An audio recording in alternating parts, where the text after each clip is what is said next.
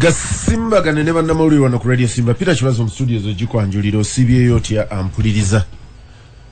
Uba wasuza otya ampuliriza. Tukwaniriza mu program Gasimbagane Ne Bannamawulire wano ku Radio Simba. Peter Kibazo mu studios ogikwanjulira. Nina kalori Rwomushana nsanza akubye iliga assembly. Wano wabweru wa Simba oba abapolisi mubeera wasimanyi naye nga wabaddewo iliga assembly. Aliwa na falasira aba boda. Era bwe mbalaba nga beekalakasa mumanya Rwomushana. Mukulu enanga polisi njiwadde information nze muntemere. Kyali sibuuza abantu. Abatubuuliriza abaagalwa ate okusinga nnyo ab'emyoyo emirungi ndowooza kati Peter olaba omwoyo gwe gugwa. Emyoyo emirungi Katonda w'amaanyi ate Katonda wa kisa. Mukulu Kibazo Rwomushana naye kazimbali ntamala banditidde fish okuva Rwomushana mu Waganda n'abasajja ba baasi baawulira wano nga ndaaja nanga nti njagala se mutundu okuva Rwomushana zazze okuva Rwomushana ojja kumpaako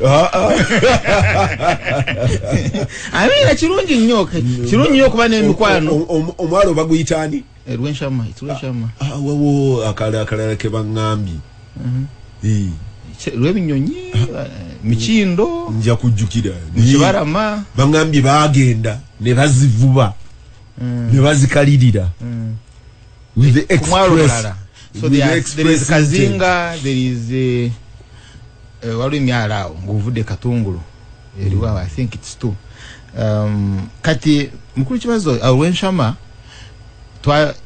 twasikanga byennyanja wamunebera ng'omu tukozesa butu y'ebyennyanja oba butu eno ya babugayita masavu si butu badde noonya kasita okitegedde oba butu eno ya kagiyite y'enzungu naye kati okucekinga nti butu akyamuse ng'owandulamu otulusu naye nga bw'oyiwamu amazzi obaaki ati kucekinga andi nkugambye ekyo twakolanga ng'owandulamu tono kati nomanya nti naye nga butu wali teraga ng'erikaamu naye okumanya nti kamunese neetegeeza ate jesu ng'owandulamu otulusu tono kati bw'owandulamu otulusu tono neekulaga nti gwegeza naw kati bw'olaba omutamiivu nga jjaawo nze nnyodde omwenge gwange nga agweri omusaasira because ayinza okukola ki ayinza okugigwamu bw'agigwamu omanye ekiddirira omukuba ebiganja kuba n'agweri aleme okukola ki naye oba tomukuba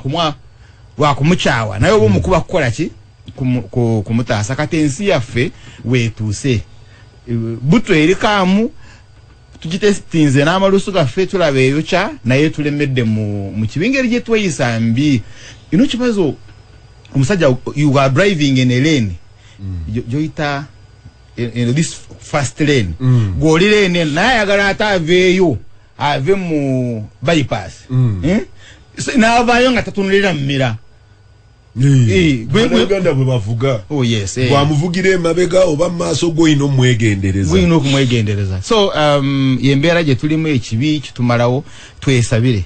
Actually now that oyogedde nga tetutatandika program abakesisiye mu addressinge ebyuma ebitaala bya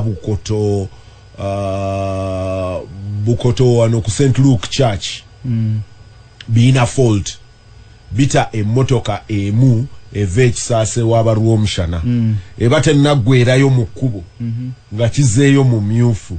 I am sure it is an error.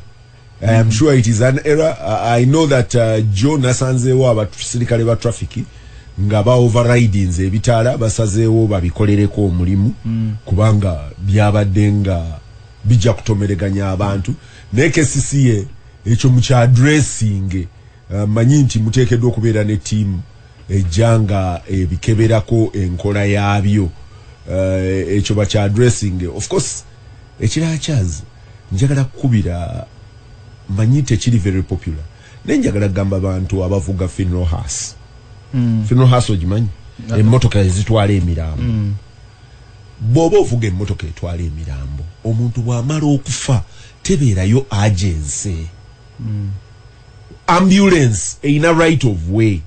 The ambulance has a right of way. Actually, they are only three. Fire ambulance, brigade has a right of way. And the president. Okay, president, ne vice only. President one ne vice president to amtekako na each and the president. Never is okay. Whichever kambale nebali bonna vice president, president, speaker, deputy speaker, they deserve their right of way by virtue of office. Bano minister maskini nabo beteeka obwetesi naye really ng'omuntu amaze okufa John abadde ku luguudo Bombo Road e Kawempe emmotoka ya funeral ey'amagye ebadde y'amagye neetomera abantu ngerimu abadde muki yabadde dda bombo I suppose yabadde either ekimamufu oba yabadde etwala kagivuga oyo usanga abadde muno omukulu ireka naawe omukulu anti kati mumbala banga bajja ku birthday usanga abadde agenda kubirala kule but really emmotoka ya funeral service teyina right of way omufuta ina agency abeera yafudde. I know we respect the dead but bw'omala okufa toyina agency ekitukuweesa ekkubo ng'oli mu ambulance is to save life. If I have died, please calm down. Calm down. Take the body wherever it is being taken. The mortuary is not going away. The burial place is not going away. Ono bajja muzika. Tacha ina agency. The agency is walinga tanafa. Anti moluka ino kutwala omulambo ekomege twala omulala. So it's not about the body, it's about business. Please. Please, Gasimbagane Ne Bannamawulire ku Radio Simba. Bila kibazo ne Charles Rwomushana siraje Rwamajja tusanga. Ahmed Katerega Msazi ne ajja tusanga. Chalisa ina byampadde wano nenjagala kumanya gye bivudde. Mchara yafuwadde. Mchara wa Rwomushana Chalisa atusizaako kamu. Abubiri.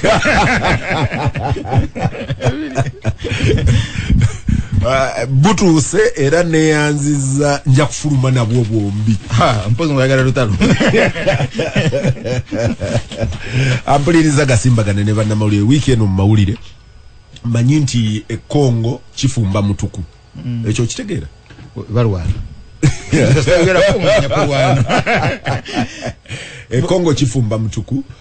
Tulabika tulemeddwa okufuna endagaano wakati wa bajita FDLR FDLR n'amagye ga Rwanda ne M23 yani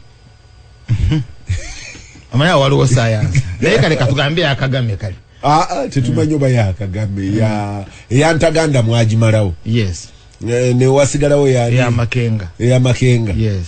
Kati anyway M23 ne kale ya makenga yandibadde ya Museveni. Era abanyarwanda balabiddwako nga balabika bakyayingiza ebimotoka e Kongo. Ebimu bigambibwa nti biyite eno waffe ne bigenda simanyi awo boda sense yawo gwojinsinga okugitegeera ekirungi siraje routing yagenderanga mu nnyonyi Antonov. Lwaki basooka eno ate okugenda eri. The terrain is bad. Okay. Tewali connection nga ngundo mbinyo kuva wano side zebo nagana okugenda Goma. Chivala bayita Rwanda ngogenda Goma ate wano bande bali na kumbi. Okay, in addition to that weekend President Museveni yazze nayogera ne parliament mu State of the Nation address mukakatako ngetteeka. Yes. Ziri endala abeera zze kuwayamu eno yateeka. Omwaka gw'ebyenfuna bwe guba guggwako simanyi lwaki twasigala kugwa abazungu guggulawo wakati mu mwaka ku kalenda. Naye omwaka gw'ebyenfuna bwe guba guggwako president kimukakatako okudda eri abantu n'abannyonnyola eggwanga bwe litambula. Ayina obuvunaanyizibwa otunnyonnyola embeera ye. What does the state mean? The state of embeera ensi mweri. Chanda badenga bweri. Yes. N'atunnyonnyola bino bye tukola bino bwe bifaanana wano bali bwe bati embeera y'ebyenfuna ey'ebye ebyokusoma ebyobulamu all your social services, all your economics, the state of the environment, buli kimu president alina okujja nannyonnyola eggwanga n'aga nti mu Luganda tukuyita kunyumya lutabaalo. Najja n'aga nti oba nti mwansindika ku lutabaalo. Ebyo Abaganda babiina okwawukana ne bino Abazungu bye bazze. Kabaka bwe yakuwanga olutabaalo n'aga nti Rwomushana genda otabaale. But would the Kabaka do a state of the nation? No. Eyajjanga okuwoza olutabaalo. Eyajjanga okuwoza olutabaalo eri Kabaka eyajjanga n'amugamba nti mukama wange gye wantuma. And the reason was the Kabaka was sovereign. Yes. Kati one population yeri sovereign. So president yalina okuwa choita accountability yalina okunyonyola. Kwe kuwoza olutabaalo. Naye eri Kabaka mu nga kingdom mukwa Kabaka engeri gyali sovereign gyabeera sovereign mmwe mulina okumuwa report. Yes. Ampuliriza era bwe gutyo president yazze na sagala kukyonona n'awayamu noonya ekigambo ekituufu. Ekigambo eky'Oluzungu kye nakozeseza w'abanywanyi awalala naga nti he came for a banter. Banter ogimanyi? Banter ogimanyi? Kiva mu from banning. Nga mwe mbeera ku mweso wali emboozi gye munyumyamu ye banter. Sagala kujulira. Sagala kujulira. Yabadde ku chanisi. Ebyo kati bo byongeddemu nti yabadde ku chanisi. Kyajagala ganja yabadde ayokya Oluzungu yabadde he was banning English knowledge. Lenga president yazze nanyumyamu n'ababaka ba parliament mikwano gyange opposition bakulirwa Matayo Mpuuga tebazze aga nti katugende tukyaliremu abalwadde ku luno. But does the law eteeka liwa members of parliament when they organize it bw'obula omu kibeera wakati wo ne speaker but kugambe we have sat tusazeewo tetujja kujja. That is a protest. Libawa? That is a protest. No, it's not. Because teeka ligamba president alina okwogera eri ne parliament. Ekyo kimu ekyokubiri parliament alina okusirika ewulirize toddamu. Then ekyokusatu mujje muli wayeemu kyayogedde mujje mukoleki mukiwayeemu nga taliiko. Your first business ya pass. Yes. Kati bw'oli member wa parliament kikukakatako by the constitution to listen. But you see, Charles, I also have a right to protest. And the right to protest eyinza okuinvolvinga okwata amatu, eyinza okuinvolvinga okuyimirira n'enkwata ekipande oleme kwogera nange, eyinza okuinvolvinga okulemesa okujja mu kkubo nga sikubye mayinja nenga nti wano toyitawo naye bw'ali president yawo basobola okujjawo n'emmundu. Eyinza okuinvolvinga nze obutayagala kutuula naawe nenga nti nti effe olw'embeera eno n'eno tusazeewo tetujja kubeerawo. It is a protest and I think rightfully so. Teri yakayana nayo teina teeka lyemenya ubiruganye and baganye ne bagenda simanyi oba bannabo abamu bagenze ne babeerayo but in terms of statement bano baganye tetujja kuwuliriza leero tujja kukyalira mu balwadde. Babadde wa mukwano gwange Betty Namboze nabalabyeko nawo awalala manyi bagenze ne balaba Betty Namboze sijjukira wawalala we baalaze naye nga basazeewo bagende bakyaliremu nembalengerako ne mu kooti Kavule not Kavule ku LDC nga bagenze kooti eyabadde presenting deputy lord mayor Doreen na abalala ne babeera eyo baga nti embeera yaffe yeeno efaanana bweti ng'oli asoma state of the nation fe state yaffe yeeno effectively babadde baga nti state yaffe eri mu balwadde. State yaffe naye tebagenzeeko kiruddu tebagenzeeko kiruddu state yaffe eri mu kooti abantu baffe bali mu makooti bali mu makomera. That was it for them. Of course week eno parliament ekimu ku birala manyi nti ndabye bukedde ekikulembeza olunaku lw'olwaleero naye njagala nnyo abantu nga oli musomi w'amawulire oba ng'olinayo ennyumba z'obusuze ez'obupangisa nga Rwomushana osome etteeka eppya ery'obupangisa palamenti lye yayisizza. Kikulu nnyo okulisoma. Ba Rwomushana mumanyi otugoba mu nju nga mutugobera bweru wa mateeka yabagamba nti nze nyina amayumba gabapangisa temubikiriza ayumba mutugoba mu nju nga mutugobera bweru wa mateeka naye naawe omupangisa omanyi okukola effujjo ng'olikolera bweru wa mateeka ng'etteeka lyakusibiddeyo lyagambye nti ssebo bino ne bino ne bino obikola but also bannannyini mayumba manyi oli yagambye nti okusobola okuprotestinga ku musolo URA ego ekuteekako olina kusooka nga kubeera ng'ogusasudde etteeka liri very interesting Rwomushana olina kusooka kusasula musolo then yokogenda mu tax appeals tribunal ogambe nti guno I think it's a percentage bobogenda mu tax appeals tribunal you know why I think around 40% of what you are due. Yes, because ekizibu bwe kiri mwena we mugenda singa mwena babataddeko omusolo mwena mugenda mu tax appeals tribunal egwanga litambula litya so I think that was the spirit why you certain percentage then okay. Because at least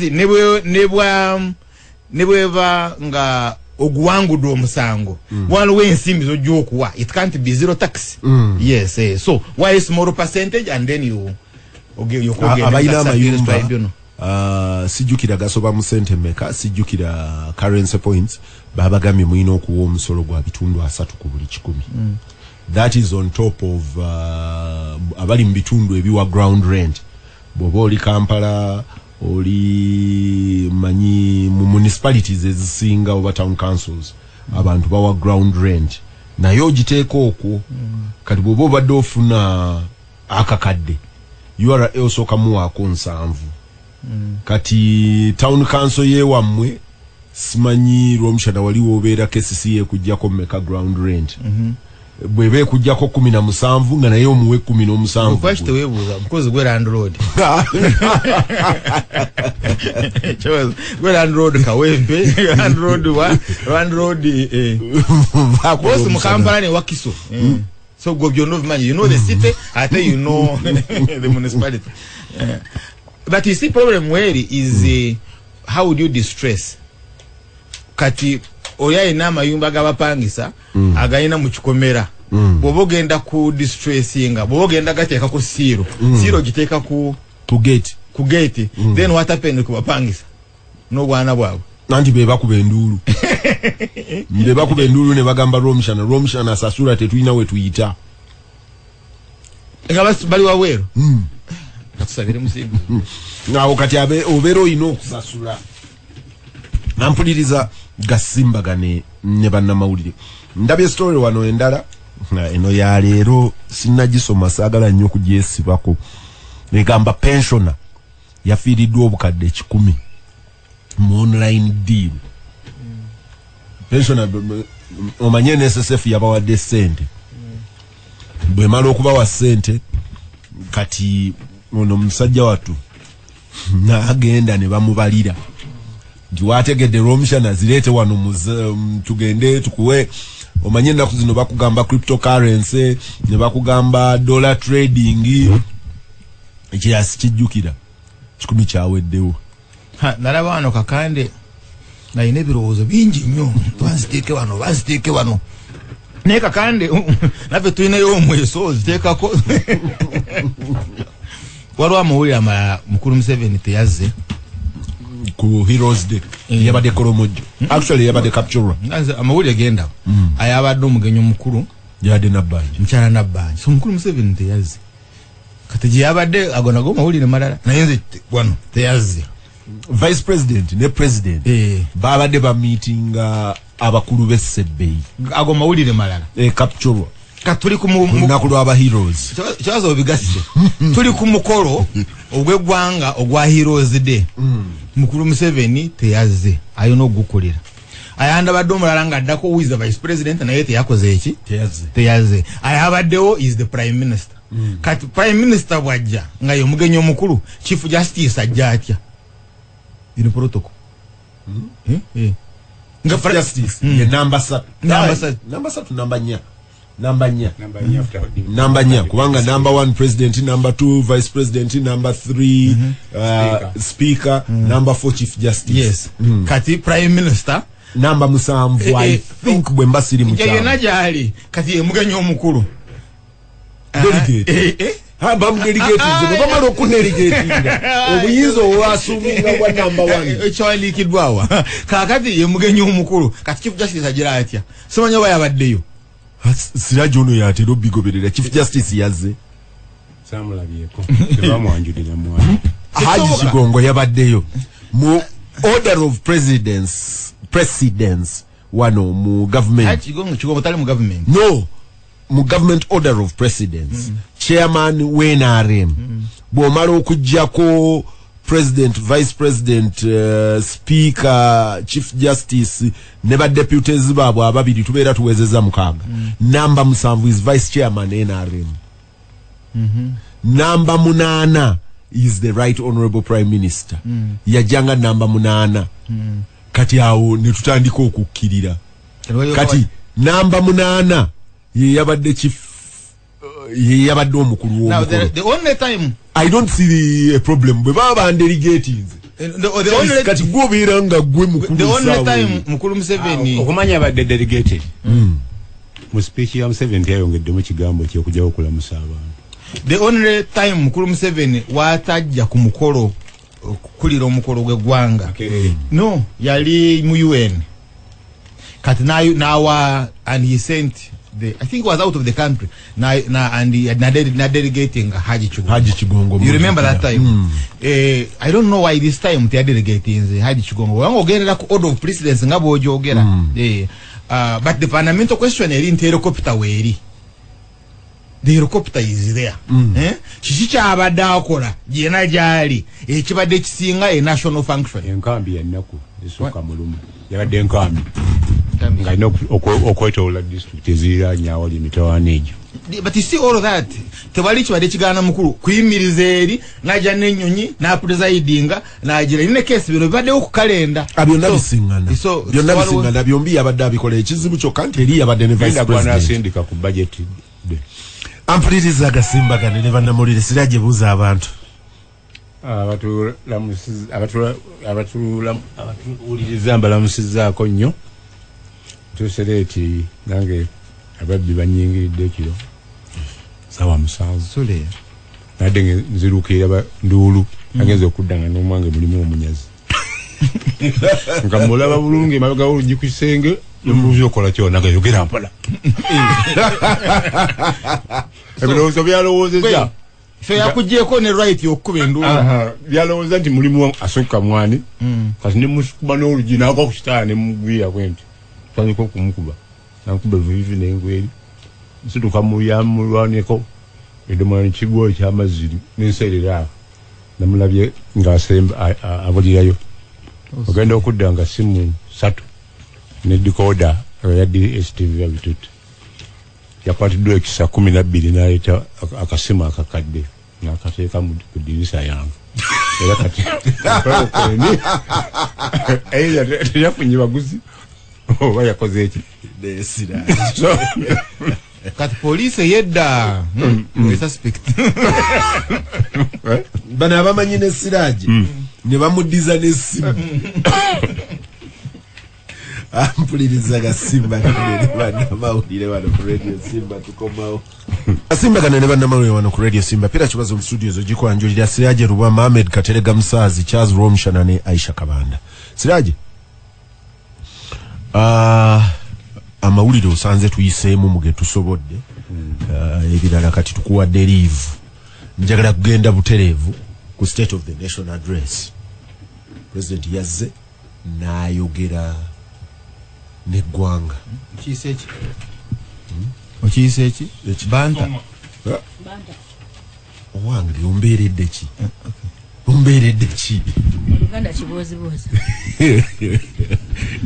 naye by the way Charles kankubuulire nze alabye mwami Museveni okuva omulundi gwe nasooka omulaba mu 1986 nga adressinga abantu mu 1986 lwe yasooka okuadressinga abantu ku City Square natambula okuva waliwo omanyi ku Bombo Road ku Mukaaga twalinya tata ya Kawempe Muslim ne tujja ne tumulaba okuvaayo ne tutambula bigere nga tuli baana batongo batugabe nti anti kati ate mmere eri ku YMCA ewandegeya nga tuva ku City Square tumala omulaba ku State Square ne batugamba mugende mulye ku YMCA ako ne tukakuba mpaka ku YMCA tugenda okutuuka ku YMCA nga ndooza yaweddewo kati ate nga tulina okuddayo ffe ne tuddukawo misinde okuva ku YMCA okutuuka ku Mukaga Bomborolo awo ne tuddukawo emisinde ne tutuuka Ekeeka ne batukyanga embooko zaffe just after Kawempe ne batukubamu embooko zaffe mwabadde mu kima kimuzunga ki ne President Museveni ayina serious message. It is even draped in his dress. Mwami Museveni does not make a mistake with his dressing. Bwajanga ayagala ku addressing a serious message nga alowooza eri related to security ayambala kombati nasiba zino engatto ze ez'amagye najjanga ali draped for battle. Naye etaba ya security anything kyatwala nti yagala baga nti the siri wa kusaaga bwajja nga ali draped for battle n'omulaba Mwami Museveni cinema star cinematographic zonna azimanyi n'omubiri agusiba temulowooza nti it's a mistake n'agusiba n'akulaga nti ono kanyama akyali muva ku kino ekijaketi kyasuulira najja n'aba addressing nga akulaga nti geza yakikola kusemoogerere mu 96 nga afunyeemu okutya nti semoogerere entebe agiyuuya manyo omulundi ogondooza twali tuva Masaka mu campaign eza semoogerere ko President Museveni I think it is the biggest political rally I have seen. Yali Masaka ku semoogerere ko Museveni musajja ono tantwala najja ate then TV yali it was really very big risky. How do you know peasants? Risky TV yali emu n'ayambala kombati najja and he's done that consistently. Bwaba asinkana diplomatic corps nga si bano banyooma mu region kuba mu region ayina banyooma bwaba agenda kusinkana eno gyakyusa ba presidenti okulinaana ewamu Congo ayambala kisaati kivaavava n'akyambala takikuba kikalu n'ayambala ebigatto bisapatu nga bino byenzijiddemu najja n'ayogera nammwe nga maskini bali basajja batu basibye tayi basiba Westminster note oba the French note ne baji rolling ne bambale suit ne fitting ku mubiri nejaako yina ayambala ekisaati ngaga nti wano Do you have the Russian note? Do you have the Russian note? Bali basibe tayi kati bwamala n'agenda oyo ye President Museveni ne bwava wano ne bamugamba nti agenze Bungereza kusinkana Secretary of Foreign Affairs, not the Prime Minister. Ogenda okumulaba nga ayambadde 3-piece. Ogenda okulanga Mwami Museveni ayambadde 3-piece ayina akasweta kateekamu n'atereeza ettayi n'ayimirira busimbalaala n'entuula gy'atuula. Okukuba ekifaananyi ne Putin naye ayambadde because amutwala serious. Bw'asinkana bano abaamuno bwagira bwati ne bwatuula ku ntebe abange yeebase oyinza okulowooza bambi oba omugongo gw'omuluma atuula bwatyo ne bw'atuula okusinkana Putin omugongo agugolola n'atuula straight kati President Museveni yasinkanye Parliament onombuulira bwe yayambadde Siraja State of the Nation Address kati Charles ngoddayo wali State of the Nation oli yagambye mbubanta State of the Nation Address omuntu wa bulijja akitegeeranga munga okukola embalirira mu Luganda tukuyita kuwoza lutabaalo kuwoza lutabaalo noyogera ebikulemye noyogera byowangu Christine ne Kanaga Siraja adakoze direct translation accountability omuntu wa bulijjo Christine ne Kanaga kawa wa studio mu muweereze temumusigaze eyo ate buno bokuli batwadde bunatera okugwa ababadde beetegese omulaba Rwomushana ayizo gambira awo tebatuusiza byonna yasembayo kola address yagamba nti kyensookerako mu kwogera okujenja kwogerako ku mmwanyi ekyo omuntu yadde alwana nnyo okukiwulira kikyagenda okwogera naddala bamemba ba Parliament bano abayisa nga basazaamu endagaano nga balagira gavumenti esaze ebintu baadde bali ku bunkenke kulaba ekirayo kyabwe bakituga bakisupportinga naye abadde mwegendereza nnyo ate obutaagala kubanyiiza ng'ababaka ba parliament abantu ba bulijjo baadde basuubira nti agenda kwogera ku biliyoni 193 n'abeera so tactical n'ayogera ebirala ebibuuzi bye ebya bulijjo gyebalwanira Sabo Siraji President Ogambe n'akola atya n'ayogera ebibuuzi bye ebyo emboozi ye twabiwuliranga eyo ku jjajja tayerabiranga kwerabira nvuddewe biragala okubuulira ekipya omanyi Siraji jjajjange yakafa ebbanga siddene twagendayo okumulaba ne Rwomushana ono naye bwe watuulanga naye ng'akunyumiza bwe yagenda mu Ssematalo bwe yakola atya kati bwe yakyalirwanga banne ndeke namwagala kukutambala masiki bwe yakyalirwanga banne n'atunula Katerega n'amugamba nti omutabaazi oli otya wayi naye emyaka gyaffe twali bawamaanyi bwe wavangawo nga kugamba oyo nno teyasukka Mbagaasi Kenya oyo yeeyita mutabaazi naye bwe twagenda Mbagaasi bwe baatuddusa emisinde yakomaawo teyasukkawo era nga ffe ku kyalo tumanyi buli eyeeyita omutabaazi naye nga bwe yatuuka Mbagaasi training n'emukuba ne bamuzza ng'era tumumanya nti oyo yakoma wano naye kyateerabiranga nga buli lwanyumya emboozi ye ayina kugiddamu yonna nti bwe twatuuka egindi ne tugenda egindi ng'era bw'omukutulira mu kkubo lwaliddamu okunyumiza asooka ku rewindinga nga teepu ye tetandikira wakati kati ne mwami Siraje eyinza okubeera trait ya bukadde obukadde emboozi oyina ginyumya nnambo okuva 1986 yasooka nga tanajja kweyo eya parliament nali nakatandika ogiwerako eddakiika 15 ne baku WhatsApp nga bagimpeereza yonna peegi 19 nengenda neba abo bampisa mbi ate ba handlers ba president nakyo kankigambe ba handlers ba president ekyo nakyo balina kiyiga omukulu omu actually kamwogere in terms of decorum first lady bw'abajja ku mukolo taweereza speech ye mu advance abasinga kye bakola abali mu VIP tent baba wa speech y'omukulu gyagenda mutambula naye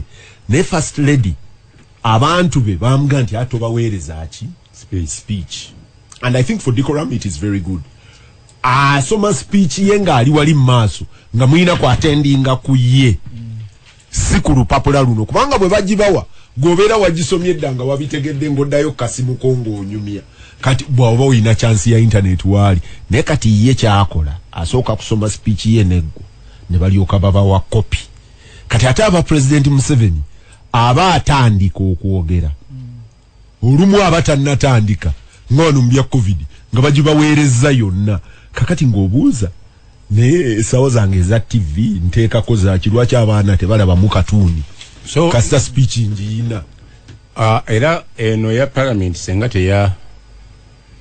etteeka teririiwo nti media zirina kubeera kumukavalinga live eyo yandifunye UBC na Soroti abalala ne bakola ebyabwe kubanga emboozi essuubi eddene nnyo lyali ku bintu ebinyiga abantu obwavu tubukoze tutya amafuta n'ebirala naye abagumiikiriza abamu twagumiikiriza kuba ennyo emwanyisiko yatandikira netugisengejja n'abeera so frank naga nti oyo gwe mubadde mulwana naye sitamindabanga namwanyi tamuyimanyi amanyi bya bujjanjabi ndowooza kyekyamuweesa lubowa olumu ajja kudda abagambe nti nebyo bujjanjabi tabimanyi naye yakkiriza n'ayambuka n'ayogera amazima neyambula nti nze namuyita era temumukwatako namuyita lwakubanga alina contacts nnyingi nnyo ezikwatagana n'emmwanyi ayogera ekintu ekyo nga wakayita ennaku nnya yakusanga ttiimu y'abatake eyamugamba ffe twagala kulaakulanya emmwanyi naye nga fakitale tuziteeka wano mu Uganda eyo teyagikoonako naye yagisinkana nayo n'abaako kyagisuubiza n'agamba nti kyensobola okukkiriza kuteesaako n'abantu abakwatibwako ensonga z'emmwanyi simanyi oba yali ategeeza ki naye nga tayogera parliament yagala ajja kuyita abakwatibwako endowooza yali ategeeza bano Bugisu Cooperative Union waliwo nabano Komansimbi bataddeko obukadde miliyoni 5 abalina factory bebazirima abaki abo bayagala okwogera nabo abene Bugisu balima n'Abaganda balima simanyi anabaawulamu atya the cooperative union akakugana leadership ya cooperative unions anti yekiikirira bali kakati tujakola economic sabotage twagenza okumaliriza nga simanyi muntu alabye oba yejjusa okufiira otuloto tw'essaawa 3 oba naye tetulina ng'eggwanga tetulina kye twafunyeemu at least ng'eggwanga tewali kye twafunyeemu kikola liriifu eri immediate okutugamba nti ebinazi tugenda kubinyonyola esabbuuni n'esukaali ebinazi bimala bbanga kyokkula nga waliwo intervention ennene eyagala ng'abantu obasindise ku muwogo alinnye kati ebbeeyi nga olwolutalo lw'okoonako Russia be balimi b'eŋŋano abasinga be bagikola okusinga ne munne ate Russia yadduse negende etema tani ne tani mu Misiri nga yaziba n'emyawo n'egyetikkira n'egitwala Putin kitegeeza nti tolina short intervention sokoleke katono nnyo nga nvudde ku mwami Museveni.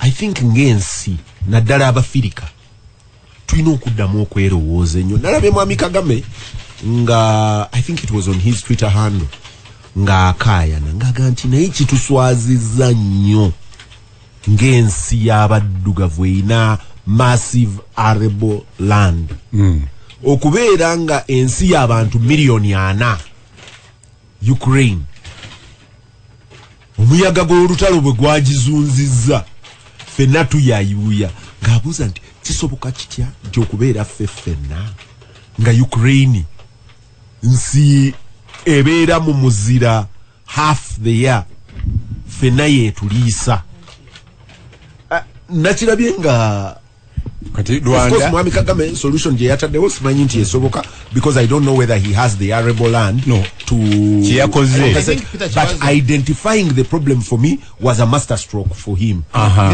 Naye n'okujja yafunye ne solution eri immediate n'agamba bonna ababanja government ya Rwanda abasonyiye amaki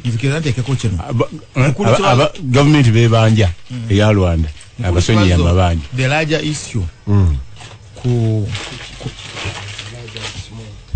isu y'engano sirwakuba nti engano tugira Ukraine the larger issue nti bali bakola ki basala amagezi kintu ensi eri ekye balima kusanga nti from South Africa kuba South Africa kutuuka Egypt mulina okulya engano yes assuming which is the stable food here katugambe nti amatooke ga Buganda naye ne muvuga ensi yonna n'osanga ensi yonna eri amatooke ge mulima that's very great so bali batukola ki kulaba nti emmere yaabwe gye balima gye tukola ki gye tulya so bova ku solution Siraji agenze okumaliriza ng'aga nti tebalina kye baavu tebalina Kenya yadde erimu egenda mu kalulu olaba nti ebintu byayo omusajja agamba nti omusolo I mean civil servants simbongeza 1.2 with immediate effect. Tanzania negamba nti 32.2 kati gwe solution gyo wadde bana Uganda ng'ogyeko okusaininga teeka ly'endagaano ery'omusolo kiki kyo bawadde abagambye mugume so nze embeera ejja kutereera ngamba next time oba ku budget kuba budget terina kyegenda kukyukamu tulinde bulinzi asobola okuzanya luddo yeebaka agenda ku gogolo obujeemu agende Katerega Musazi DC omanyi Katerega ono nina lwe namukubira olumu essimu nga mwami Museveni ayogera akawungeezi nga speech baagituweereza dda twagisomyemu bwe nakubira Katerega naga nti kati lwaki onkubira essimu gwe tulaba nti president ayogera Konze Katerega. I remember Naraba Peter Chozo. That time he became brown. Konze Katerega. Naye Katerega. Bamwe speech jombulira. Twagiyise mudda. Ate kuliko ekipya. Ekyo bayita loyalty. Half a page yerike empya. Ebirala byonna yabitugamba. Museveni yona joli Katerega is very loyal. Ne Katerega namukubira simu nanga nti kati gunkubira simu obudde buno gutwala nti president ayogera. Chewera bera yali ayimiridde. Tatula. Asambula bawe yali. Kali nze mulaba nze mmanyi. Nalabo omusajja nga yali very passionate. Konze oba Katerega internet yenfute bamuweereza speech mu advance. Oba bino teyabiwulira omulundi guli. But Katerega kati wano nkakasa mu studio abawulidde state of the nation okuva entandiko okutuuka lwe yawedde. Katerega wajema. Katerega your highlights. Siraja agambye kibuuzibuuzi. Kirowooza nti kibuuzibuuzi okujjako sina mukutuba yokka n'emisanzi beeramu nnyo nayo kyekimu.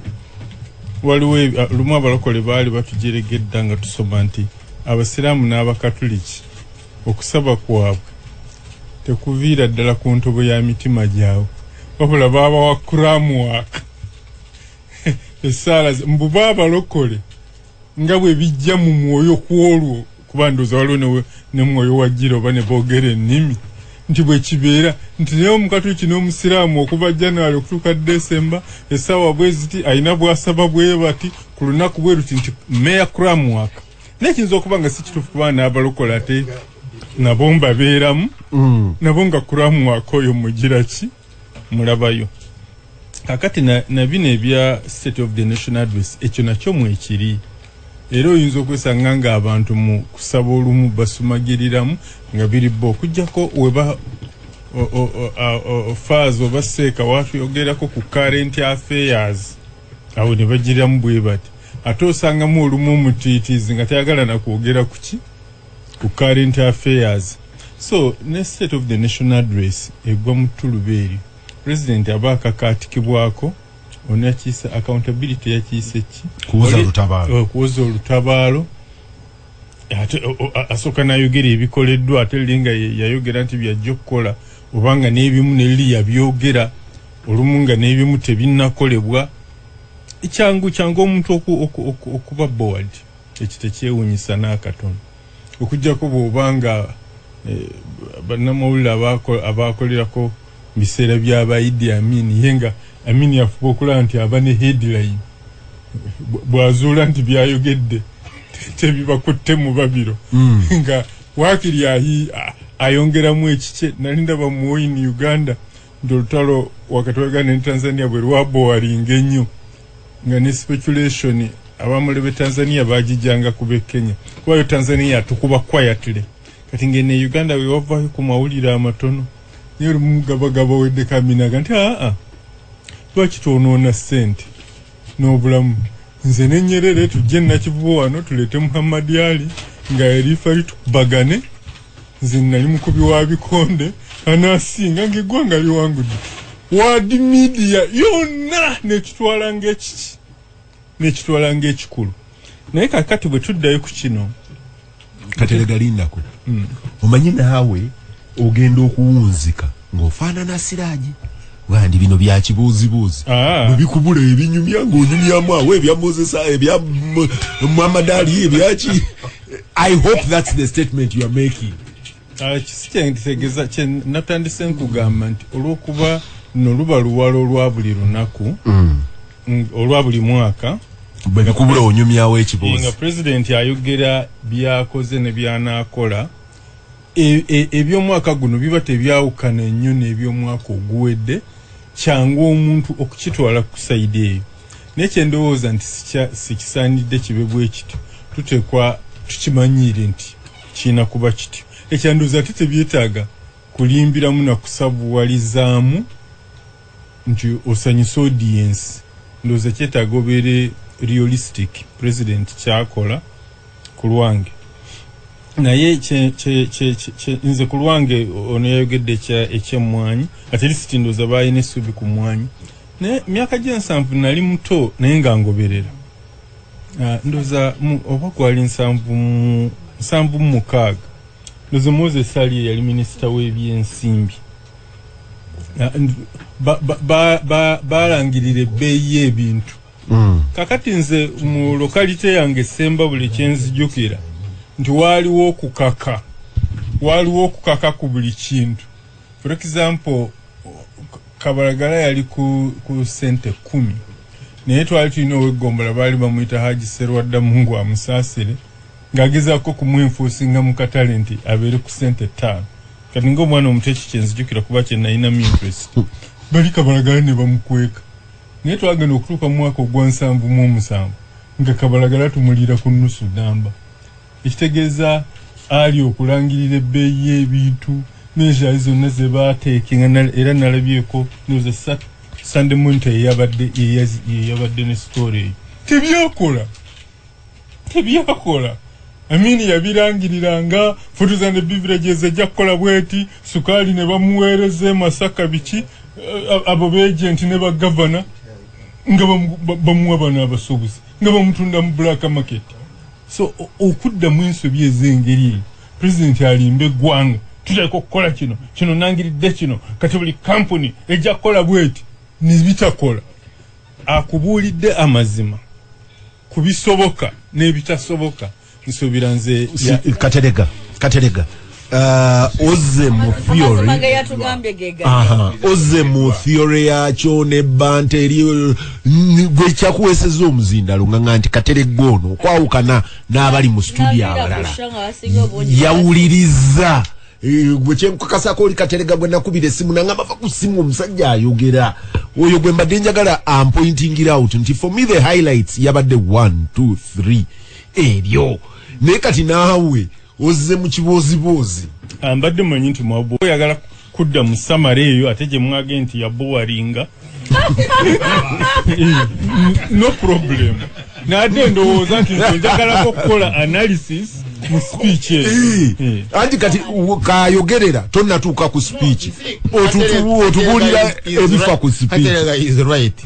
Fe wafe tuyina ekyalo omanyiwo nankana gye wagenda okuziika nga this colleague of yours wosomesa naye bagiyita Buyanja bagamba n'ekyalo ky'Abasheki gamba nga woga nfiirirwa namwe mufiirwa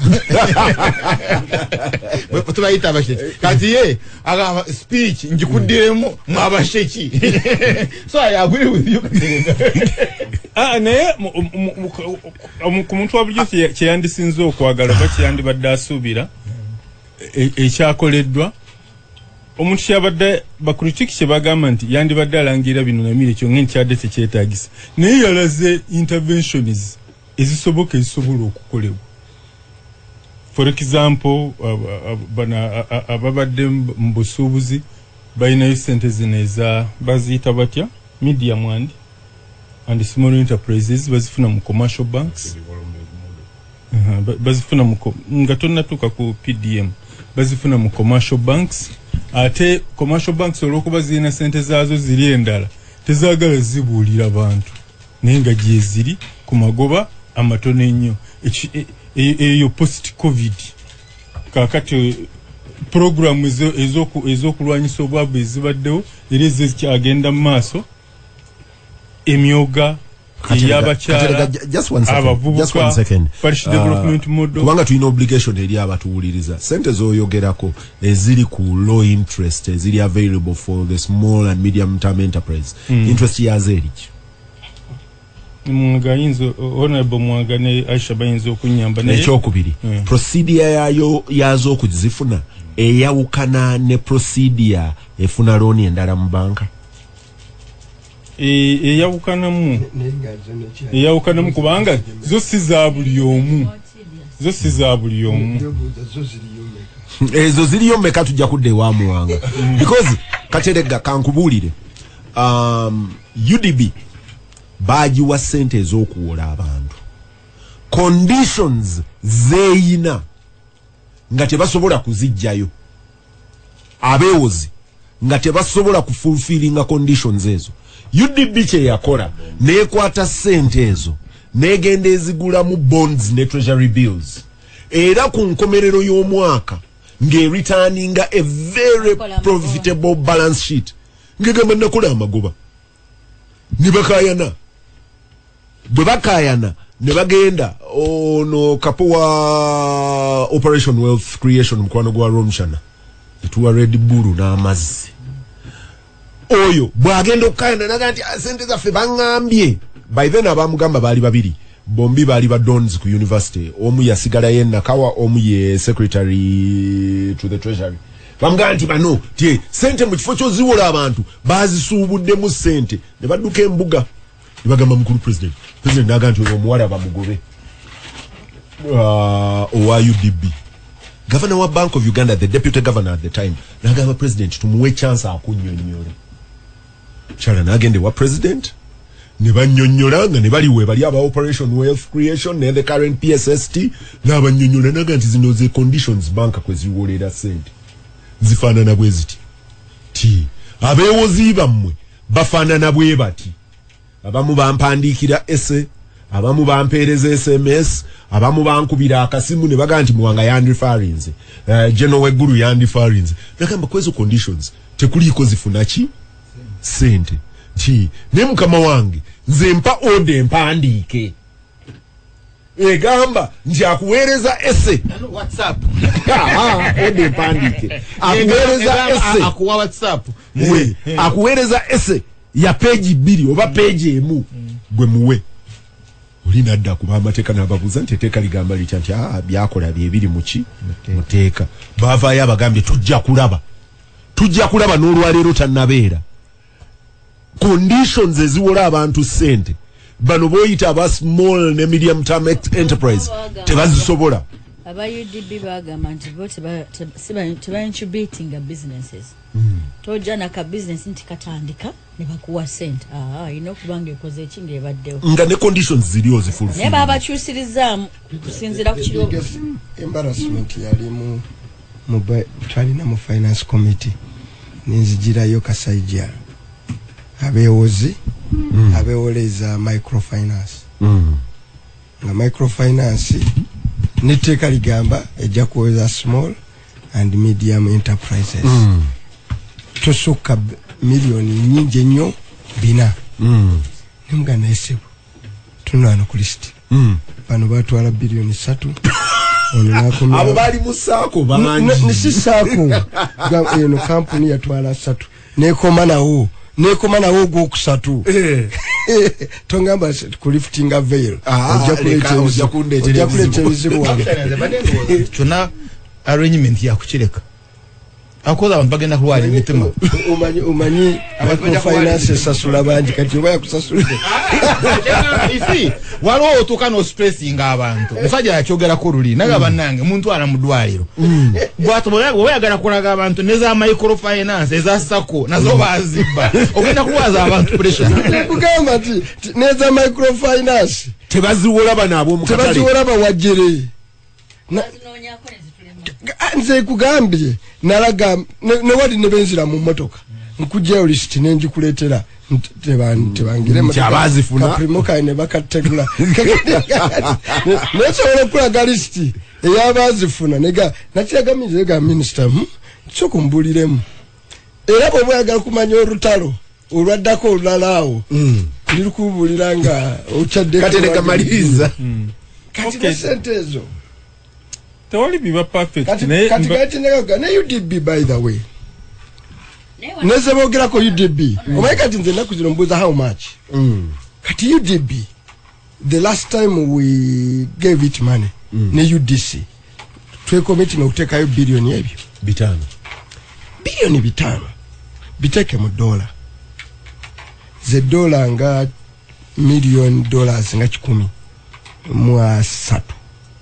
they about oba 10 enyingi ennyo ku bilioni ebyo so kumbulire ogenda kola business meka because even the question of how much kati wane wafu mugero ga twataddeyo sente eza agriculture simanya value addition agamba notwa kubali nga twataddeyo bilioni 3 UWEP je badde bogako abakazi wa $1 million UWEP abakazi bonaje babadde bogerako ngeri mu bilioni 10 n'abakazi nga bagirwanira ati nze kubulira ganyo no gitwala mpalisho kubulira ngeriyo bilioni 10 asatu noga mu bilioni ya 30 what change jogendo kwa mu bilioni ya 10 asatu ndeka katereka muzike anga wonzika katwe aba UDB benefit of doubt this time bwe bagenda okusaba ebiwandiike biranoza bakyusiza kubanga bafulumiza circular gye batuwadde nti kati this time bagenda kuwa small scale n'abanaddala abakyala ndowooza babadde gundi empya kubagenda okukolera aba UDB. Let us see what is going to happen. Nezo sene zemuteeka yezo for example tuga nti na co-funding abantu baleteyo zino balete abantu balemererwa tebasobola kuwaayo. UDB betandika okuwa micro okufuka microfinance naye tuba tuvudde ku mulamwa tubeereriyo ebintu bye tuteekawo for intentions bibeerewo. UDB bw'ogitwala olwaleero naye genda kuyawa bagala ogula obugaale bwa hiro ne road master no tiwakola development bank etandika okunoonya ow'omukatale. That's how we lose things in this country. Obwakasobeza obuwedde emiki actually twagamba era ffe twaga nti bw'obanga oyagala oyina big enterprise genda mu UDB oba genda ofune commercial loan oba genda ofune contingency liability fund Uganda ekuwa akabega ogende weewole ekuterewo omugongo ogende weewole ku international money. That's what most rich people here kyebakola tuba tulina contingency liability ya billion trillion 16 zonna ezo ziriko ani nani omugagga wa kuno. So tukutera wakabega wanga goli munene n'ogenda ne weewola ne kati bwe nganti UDB na yafudde n'olukalala nti Aisha mugenda kwesiba akakaya mugende wali bawole sente. You are damn wrong. Gasimbagane ne bannamawulire katerega maliriza mwanga akyononye bwononyi ne ndowooza ideally ziri sente za small and medium enterprise yali intervention y'ekiseera olw'okuba twali tuvudde mu covid nga bizinesi z'abantu baffe zigeze eki zigudde ndowooza twandibadde tukya appreciating bwe kiba nga kyalimu abuses nga honorable Muwanga byayogera bituufu oba culprits baba balina oku bringingibwa to book. Ekirungi mwe mukulira accountability committees mwe ba watchdog ekitu kirinze naye tubadde tutambula ne Honorable Haruna Kasolo mu Greater Masaka ng'ebintu by'emyoka ku muntu wa bulijjo nga bitambulira ddala bulungi. Bw'otunuulira Masaka City ewaffe twalinamu emyoga ebiri gyokka ogw'abavubi mu division gy'entwala n'aba taxi mu Nyendo Mukungwe nga gye gitatambula bulungi nagyo kati gitambula bulungi. Kakati bwe tusuubira nti ate nene enkola ya parish development model ewaffe yalonkingiddwa na mukulembeze waffe wa leader of opposition omwaka guno ebadde na milioni 17 omwaka ogujja mwina 10 ampuliriza Gasimbagane ne Bannamawulire wano ku Radio Simba. Peter Kibazo mu studios ogikwanjulira ndine Siraji Rwa Mohamed Katerega Msazi Charles Rwomushana Muwanga Kivumbi na Aisha Kabanda. Aisha gwe wabadde omu ku bajemu abatagenze kuwuliriza president mu interventions I mean nze awuliriza President Museveni okumala ebbanga eddene nnyo. One, President Museveni agenda ava ku script enkadde naye luli yajjanga n'atuwa list ti oluguudo nga bamuwa enguudo eziri ku road design ne bamuwa enguudo eziri ku webasoosingira contractor ne bamuwa oluguudo oluli mu kucollectinga ebikola ne bamuwa oluguudo olwasayininze contract ne bamuwa already lwe bakola era yazilistinga nga Hoima Kaisotonya Bunagana Gundi Mirama Hills nagenda nga azituwa zonna kati ennaku zinawo yavaawo lista agibuuka mugisangayo mu kiwandiiko naga nti luli yabuuza n'okubuuza but didn't I read this last time. Nenga bano ba technocrats bazimuwa mu categories zino ziri ku road design zino tuli mu kusosinga gundi zino tuli mu kola kati ogenda okuziwulira nga zezimu kati awo president yavaawo. President ekirala kyakola deliberately takyasoma speech yonna nga bweri agitunulako n'abikkawo n'anyumyawo emboozi n'amala n'akomawo naye ebimu ku bye highlightinze ebiri quick byesimanyi nti nabyo byabadde mu formal speech gaga nti wano mukawa kyono nze namuyita Kubanga I think for me the core yabade value addition into twagala value addition oyo ye Museveni wa 1986 and thereabouts, the dreamer yajja wano nga kyatubulira okugula ebitande bwayise wa Katumba ne he's gone back to that part that ganti n'amasomero tajja gakkiriza kuddayo gula furniture kuva China kumugula Mekole Mombasa nachi ayagala gamugule wano mu Uganda prisons ya wadabe ensambya kati yavudde kubebwa ayisa ali kube ensambya tibali abe ensambya abakola furniture kukubona bawane sente babakolere furniture ne capacity ngali ku import substitution aganti awo bwetuna kola import substitution ne value addition economy etuse okugenda wali Kasajja we yatugamba kasenyonyi te konange bagambe yatuse tuli mu middle income ekyo nakyo kyabadde kikulu ngaganti economy yatuse mu middle income bono bumwanga bakeera kisera noruga agenda balangirira tuwazeeko ebyo sibituyi patriotism waliwo yetaagisizamu kati Aisha njagala nga opikinga president at that level, the idealist, because ono yazzeeyo Museveni atacyabafaaka ayagala kuddayo ku the dream idealist Museveni twagala Africa ey'ekirooto ekola bino ne bino ne bino ne bino naye ate oyo dream adiringa n'aba capitalist pure ba speculators ba deal crackers kati oyina nga Pineti gwe adiringa naye anoonya wall cracker. Peter, State of Nations address, I think on the whole maybe yandibadde mune okwawukana nammwe abalala nze nagiwuliriza nga nvuga era nagivaako nga nva mu mmotoka ze nagisanga online nagivaako nva mu mmotoka nagisanga online nengisoma sagiwuliriza nagisanga online nengisoma naye nga State of Nations address yandibadde ng'eraga our long-term plan, kind of a small short portion of it, but largely what we to challenges that we now and how we think we are going to address how we are them. Fixing. That's why it comes ahead of the budget. Kati olwalero Peter ekizibu ekitwe tulina we tuli high inflation rates that tulina, especially nga ziri ku essential commodities. Ne Aisha ekyewunyisa nti ab'omu finance batugamba ennaku ezo actually we are not very badly hit by non-food inflation. Non-food inflation tetuna hitinga mukaaga ku buli 100, which would be to semkati abaga tukyakunuukiriza 5 ku 100. Ate bibayogereramu ebitalina inflation. This is what he wants to import substitute. You know, kwegamba olabo bwakasobeza obuli mu statement. When you say you want to import substitute, what are you import substituting? When you say tetulina inflation ku non-food commodities, zeziliwa zetutalinaako inflation olwaleero. Kyetwabadde tusuubira abe waffe mu byalo eyo gye tuyitira. Kyebadde basuubira nga basuubira nti president bw'avaayo okwogera ajja kwogera ku tusaze ntoto ki ebbeeyi y'ebintu okukka wansi. Bw'oba olowooza nti ebbeeyi y'ebintu tenaba kukka wansi kubanga emmotoka tezirinnye ennyo bbeeyi, how many waffe bagenda okugula emmotoka? People think of soap, by the way. Kizibu kye basingako obunene kye balina bagaba sabbuuni ali atya, sukaali ali atya, buno bintu ebya bulijjo bibiriiti.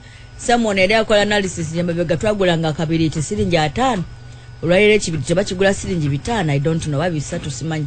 Naye nga laba ebbeeyi gye kikoze eki gye kirinnyeemu.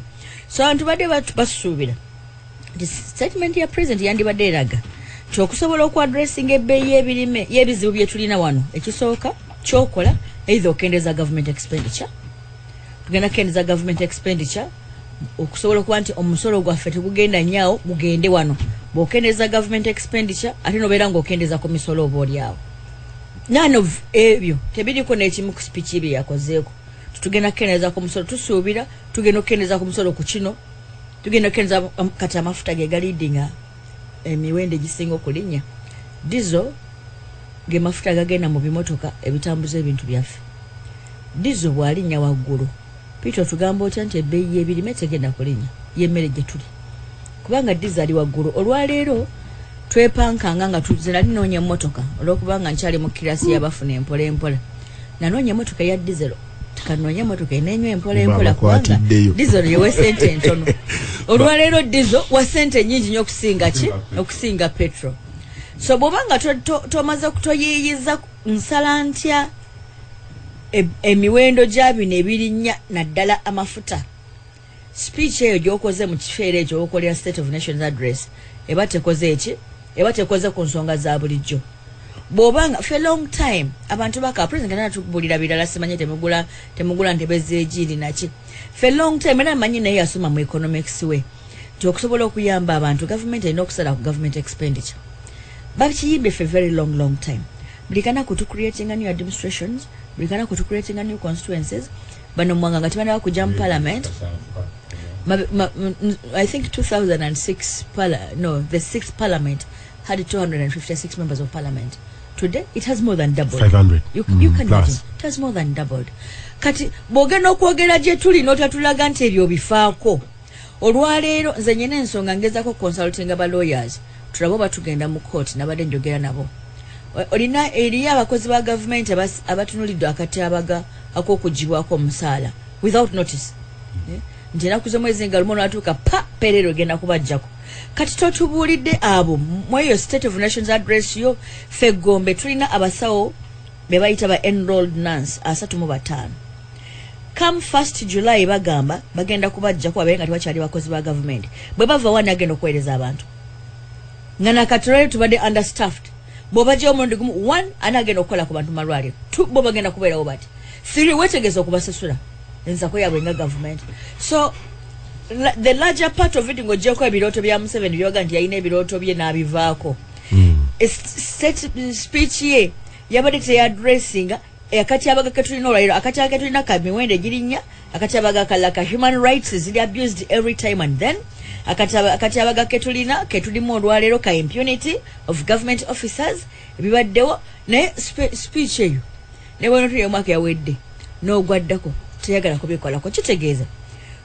tuli ku ennungu bagita ennungu ennungu gyetukaliriza ekisa ng'ensonga tuzimanyi naye tutya okugikwatako ne tubeera nga tusobola kusolvinga ki tesobola kumala buzibu kati ne tuddeyo ku birooto biri byetwavaako for a very long time eyo value addition NRM regime eyimbye value addition for the last 20 years genda onoonye tuleta kananathani atugatireko kupamba ku ngoye manifestos eziyise ennya zona zogera ku value addition and for me my question has been kyekibaddewo Peter it's a very good program singa twagikola ab'ebutambala mulima entangawuzi tubayambye muti entangawuzi zammwe nga weziva mu nnimiro bwe ziva mu nnimiro vali gye tugatako eryagi kuzooza tumala okuza tuzipakira mu bikutiya tuzitwale Kenya nezigende Kenya ne Tanzania nezigende Tanzania so tuyambye tutya omuntu oyo bangambye eggwanga erisinga oku exporting emmwanyi out of Africa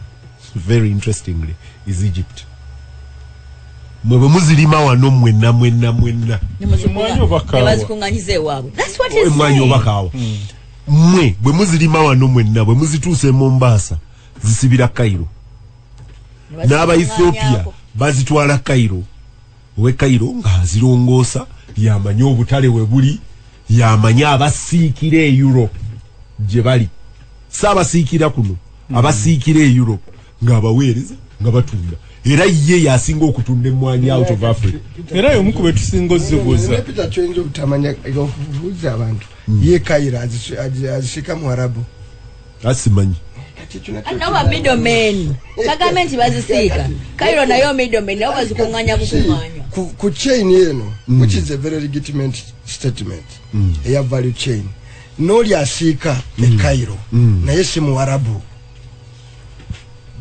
kati Peter twali tutudde mu Africa naye si mu Africa because Egypt is not in Arabia abali bawarabu question Museveni gyataddamu nti bwe tuba tugenda mu bizinensi ya kusiika mwanyi ffe tugiyingira tutya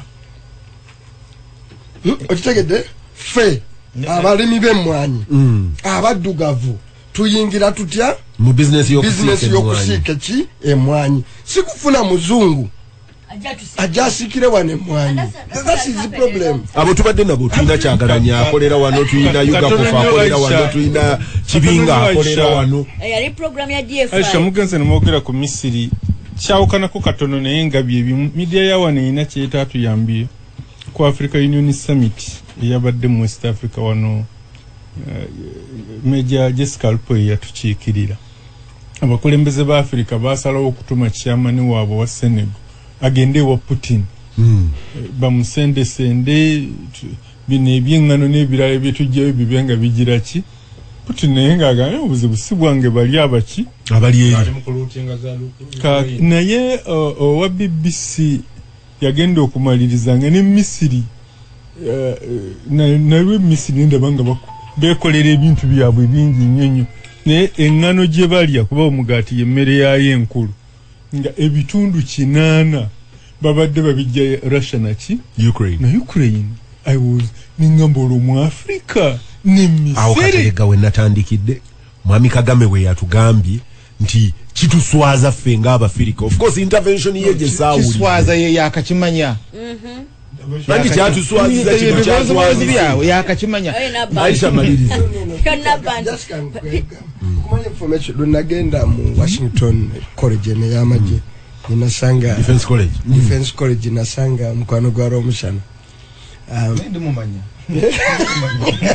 yakoma okati njamo kugamba omunonyeko abasajja batulaga that Africa net export kuga sente ziva mu Africa ebintu betujja mu Africa ne tutwala ebweru n'ebiva ebweru ebiyingira wano ne betubanga tuguze ngano ebweru ne twange ngano si kyekizibu ne twange ngano tuziguze ebweru nga tu extra 60 billion US dollars ye balance of trade. So tusigale batubanja fe betuba no fe bali abazungu ebye tutwa bye batujjako wano omwaka value yabyo ne all we import betule all we trade the balance trade ya 60 billion positive negative no negative bali by extra it's a deficit no lechunga Africa yaite yetaga any single aid okumala emyaka gise jonna just to collect that imbalance. Mukuru mwange ekinando endoze kyalina okusookerwa kusimanyi oba bajjajja fa batusa kwefuga lwaki tebakikola. Abazungu bwe bajja fa batono nnyo fa abaafuna omukisa okusigala nga tulima bye twali tulima okutwalira awamu naye awasinga mu Africa babajja ku bye baali balima ne babalimisa bo bye baagala nga bigenda mu makolero g'abali ne balima pamba ne balima taaba Senegani egalima bintuntu birala ga importinga michere gye gagira ki fufu eri gwe baalya nga wenda gunamayoni baamu bakolane Nigeria olwafuna ez'amafuta naye ebyokulima n'ebivaako. Aisha ekizibu kinene President okutubulya import substitution kati kuba kwekangabiriza omukulembeze ali honest tiyandikoze okutugamba yandeza tubuli lwaki tulemeddwa for all this time kubanga bino abyogedde all this time bulikana kwa yogera import substitution bulikana kwa yogera value addition era bulikana ku ateka sente mu budget ezigenda okumuyamba to make value addition ezigenda okutuyamba okulaba nti tetuyingiza nnyo bintu tukendeza okuyingiza betusobola okukola ki okukola State of Nations address yandibadde tugamba lwaki tulemeddwa okukola ebyo emyaka gino era tugenda kukola ki okulaba nga tukola ebyo leero sente nnyinyo zigera mu parish development model whatever it is that 100 million shillings that 100 million shillings kiki etukozeewo this time okulanga the 100 million shillings tezigenda kuggwa ng'eza Kisamba bwe zaali ngezi zako wana wakati bazibadde nezitayamba baki bantu other no gamba tulese sene nade nsinkana ba technical officers ku district naga sente zoba zituwa naye teziliko guidance first of all butuzi wayo then what ekyokubiri butuzi wayo zivayo zitya it is like someone dreamt mugene mugabe sente nituzigaba kanada bano banazitwala obutwazi nga bagamba nti lwaki temwazizayo kubanga teziliko mechanism zivayo zitya teziriko mechanism zigenda zitya mu balala. So obuzibu bwaffe kulemererwa one okufuna mwakadde to make a reflection. Bino byetukoze lwaki tebiyambye bantu. Twagamba vale ono wenna munkekere yagenda n'agula ebimotoka ebikunganyizibwako ennyanya ye lwaki yalemererwa. Kiki batubulidde kube bulemezi abali menanansi nga nyingi nnyo muganda wa president Mulamba n'agenda asanga yabayambe. Why haven't they been able okusobola okugatta value ku nanansi ezo? Wano tulina abatunda emiyembe as in juice. President wano yakola program n'ateeka ne sente nyingi nnyo mu miyembe, soroti na walala. Lwaki tetusobodde kubeera nga bano abakola juice wano splash ng'emiyembe giva wano? Why up to now do we still import mangoes? Tugenda mu butale tugulayo emiyembe. So president emiyembe give South Africa. So president okuda ku radio kati natwalye sawa zaffe 3 namba tujja otumuwuliriza ng'onaku twalotaddeyo State of Nations address n'atatubulira lwaki government interventions ezikoleddwa for all the years tezikoze. Nabo bagamba bayimiridde middle class olwaleero bameka bayingidde middle class bracket nga bagiyingidde nga bafuna sente ezo. You'll find that none of those people abafuna ku sente zibadde ziyamba obwavu actually bayingidde middle class. Era ababulimu obwavu bakyabulimu obwavu abayingidde middle class batoba bakibaza engeri gye mukola ki engeri gye mutobamu. So bisigala nga bibozibozi nga obadde obikola ki nga obadde obyogera because there is a disconnect between what's on ground n'ebibuuzo ebitubulibwa ku ngezi. Gasimbagane ne bannamawulire. Karoli oba kamba kasoke Karoli yagala nnyo soka webazire nyiwa katonda wamanya. Mukulu kibazo isu yange esooka isu ya mwoyo. Isu ya mwoyo. Aisha muwanga kibumbi ndoza mu Busiramu mu Kiina ebyo mutuma bino ebirala ebyensobi ina naye ate waliwo isu ya ey'omwoyo ya spirit. Kati njagala kutunuulira Queen wa Bungereza nga atuzimbidde Makerere University, atuzimbidde Mulago Hospital, atuzimbidde highways, atuzimbidde damu, but Queen wa Bungereza and we are a colony. So mukulu kibazo wandabadde happy. Moyo kigwa bitukoleramu. Ati ngamba wandabadde happy ngoli nga you are a colony Bungereza oba America neja nega let me take you over. Mubere under Congress. Nenga byonna byewetaaga. Byonna byewetaaga nga babikuwa. Oba budget nunyinge balance nga oba olowooza n'okikola ko referendum ofuna answer ki? Of course. Baga fadhali batufuge tubeere bulungi. Mukwano gwange timu Kalyegira ebyo byoyogera timu yagamba naye ndooza twali tetunnatuuka kwefuga. So buli omusajja bwatufuga ne bulikanga buli kimu kirimu order. So oba bandi tukuttemuuko kakati ebyo byegendereze n'abantu bo bitwala mu bantu ba bulijjo ajja gamba kabulengane kabali batufuga kabulengane kwefuga ndabana kati. Of course temanyi bano tebali ku level y'abajjajja baabwe. Tetuli ku level y'abajjajjaffe. Bajjajjaffe yali koleta y'amaanyi nnyo yagoba omuzungu wano. Kati mukulu Museveni yakoze State of the Nation address. State of the Nation address gye tulina leero eri mu constitution ya 1995. Naye mukulu Museveni ayabadde mu byambalo biri byoyogedde. Teyajidde mu suit parliament entaji wa kitiibwa ate mutuufu. Why? Because ye yayogeredde nga president simu 1995 constitution. Yayogedde nga president mu legal notice number 1 of 1986. Oyo muwambi. Because he's addressing bayogerera mu legal notice ajira mu komba now is relaxed walo kachawara bateyaze na kololo teze na kololo yaunonyeza yo gwanonya na gendo birera bobo wemeddo hoyinanga nabalala tebinde ta kololo biyali I have serious business ebyokukola you go and give nanga emeddo. So tuli mu legal notice 1991 legal notice 1 ya 1996. Bwabanga wakola State of the Nation address yandabadde agikolera abali sovereign abana Uganda nga gwanga lyabwe. That one is what they call a State of the Nation addressed. And therefore parliament inokubanga eri sovereign. Eyo parliament inakubanga erondedwa mu 1995 constitution. But parliament je tuyina terondedwa under this article chapter 1 of this constitution. Ntaba na Uganda sovereign. Bwe bagenda mu kalulu omanya bagenda kuba kuba emiggo. Bwe babasiba, bwe babatta okutuuka oli waafunira parliament jakola ki ejayagala. So he was addressing the board of directors aba family ye because we are under occupation. So but waliwo ebingi bye tulaba mu company ye, and I think that's where speech ebadde the most brilliant speech bwogigoberera. It helps you because omulwadde okumutaasa weetaaga omulwadde one nga wa mazima, ekyokubiri nga ate omulwadde ayanguwa ye mulwadde alina amagezi, the one who is very bright akuyamba because omubuuza kiki ekikuluma naga mu lubuto wano katugweno yokofuna ekizibu ekiri. You can't do a diagnosis ng'omulwadde takuyambyeko, ng'omulwadde tayogera ayogera n'akuwa direction. Kati ono bw'ayogera akuwa direction n'omanya ekizibu kyalina ye ng'omuntu ye ng'omulwadde ekizibu Uganda kyeyina nga ndwadde. Kati yakugambye mu State of the Nation address bwe tunajja kw'emisolo because politicians babadde bagamba kendeeza ebbeeyi y'ebintu ng'ogyeko ki omusolo.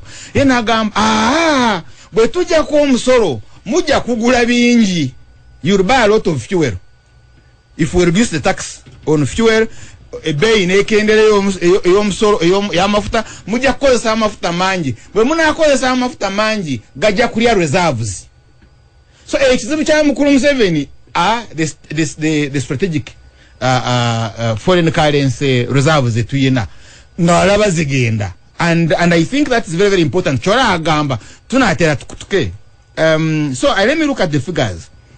He says his gross domestic product by exchange rate eri 45.7 billion za dola ana mutano ndobunanka musanvu. Na yes strategic reserves za yena kati yesterday mu speech eno na yazokerako ruli. I think he wrote a document or somewhere we yazogerako ngaziri at 4.5 billion dollars 4 months strategic reserves. Now that is 10% of our GDP according to his figures. Kati mbane ndagala no mukuru Muwanga, our trade deficit by April because ezelinya eva yava tulabye negative $300 million. Kati yakatuka by April badde mu negative $500 million. That's per month. So that's where we are. Nti ebintu byetugula wabweru bisinga byetuguza wabweru in dollars by half a billion dollars. In other words, dollars etujja wabweru tezisobola kutugulira byetwetaaga wabweru. And that means abayina okugenda ku strategic reserves. So baba agenda ku strategic reserves ngajjako $500 million buli mwezi zijja kumaza banga ki. So you see like around 3 years our strategic reserves zijja kwa ziweddeko. That means ajja katana agula amasasi agenda kugula amasasi kubanja, agenda kugula mundu kubanja. How will he be buying squares? Forget about your fuel. Because bamanga temwegendera at this rate tuyinza okuyingira rationing. Ngagamba amafuta temugulaga sente zino kati mukendezeeko. Bino ebyambalo bino temwina kubigula ki kubigula wabweru because he's running short of foreign currency. Yeraliikirira nnyo buli kibazo bwovuga amafuta yeraliikira because ayina okufulumya ki ayina okufulumya so akolera ekizibu kyayina. For him his larger issue is mulya sente ze you are eating on his strategic reserves. Kyobala is very desperate engeri janaafuna dola emuna agamba nze nanonya Benet. Why? Because the coffee it's $1 I think per $13 if I'm not mistaken. Nwano kilo je bakuwamu $1 yeri final 100 what cups mkwano go 100 cups 1000 cups ye abajifunamu $13. Kali mukulu Museveni and it's sometimes it's also good to dream. Agamba I can get the $13. So in other words, ojagenda London, ogulewe duka, katujita $1,000. Ogulewe duka, 1,000 cups. Ogulewe duka, then osuburo manyogwe. Does he have capacity? Katogenda kutwala Rwomushana. Chance, kankwe, omanyi, bino, echisoka nti tewaliwo rocket science one. Tugeze zake emirundi. President Museveni yabadde ayogera ku Banya. Ati oyagala nyingire story yabadde kafuriya. Banya yageza ako. Banyenza ki? Yasiba musajja wa tumaskini nga ate government emwadde sente ate ne bazikuulamu abazikuddemu ne bamubanja. Ne twanoonya akatale kaakawa ne tukanoonya China. Some very interesting things. China enywa chai, not coffee. Fe twaba twalira kawa nga bayiga kunywachi bakyanywa chai kawa bayiga muyigi kati eyo ne bitwocherayo ne tukwata star cafe nawulide ne President Museveni amwogera ne tufuna clearance okuva Brussels negamba nti muleete certain basic things. Ekisooka nti akatale kalimu cartels, and those cartels are huge and big and powerful. Oyina okwogera nazo fe twatika kawa twamutika na kunyonyi. But you see, you can't talk to them katugoro gamba. Ne tumutuusa gamba tumutuuse Belgium Brussels. Ne bamuteeka mbirore olaba bana abavuga drive y'ebidongo. Oba bana ababaguze emiyembe ku street ne nanansi. Uganda yateeka kawa Brussels ngemuteeka ku birore. Neteekawo ne babawo ne license muteekewo ne bajja abantu abamu ne bamugulako ewe bamutunda ku birole bwe bamutunda kati bwe batuuka ne bakubagoba kati bwe babala ekisooka nga toyina resale bwe mugulewo nzira muddi omugula bwe ekyokubiri ne tuteeka kawa mu mukebe baguyitaani ogwo tukola instant coffee ne bagutwala ne bagwexamininga nga guyitako moisture katono gutalanga ne bagamba nti mbabuya bano tebasanga ne batugoba n'ebintu byaffe.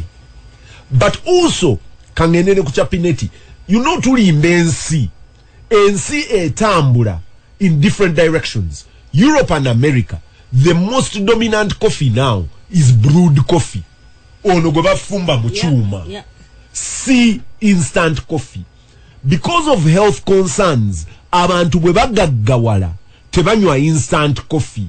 Abagagga baagala emmwanyi ensiike ez'empeke bw'ozisiika mu mpeke ne baziteeka mu ffumbiro n'agikuba kawa tebanywa liquid just banywa aroma ogenda okutandika okumunywa mu ddiiro ewuwo ng'akawooka kibazo lecture gy'owa please sagala omumenye kati kanfuuke moderator eno lecture togiwa mulimi wa mwanyi eno lecture gy'omu Museveni anti kati abantu abalimba can I repeat to you this lecture giwe mukulu Museveni ave mu dream egamba nti kilo y'omwanyi screen 18 egula $3.3 zebakuwamu mu mpeke nti olina ajijjamu $30 nti yasobola okufuna $30. The reason lwaki oyo agigula 13 ayagala kukolako magoba. So is meeting other overhead costs. Wakolera ebikopo bye girasa zakozesa kuka nyita kuko bachi whatever is using byakozesa amasanyalazi awe misoro. That's where the 20 something $6 wezigira mu screen 18 kati simanyi ekigambo cha value addition yakijja wayagala kuyiga value addition agende ekireka isikereka wali omuntu agula empuuta n'agisiikirawo ku kubo. That's where we are. Uganda ya mukulu Museveni highway jinja agula wali empuuta n'agisikira no kukubo value addition obumonde n'abusikira no kukubo naye nga sibwe gyetambula. You go there sibwe gyetambula now. So the dream is there, the crisis is there.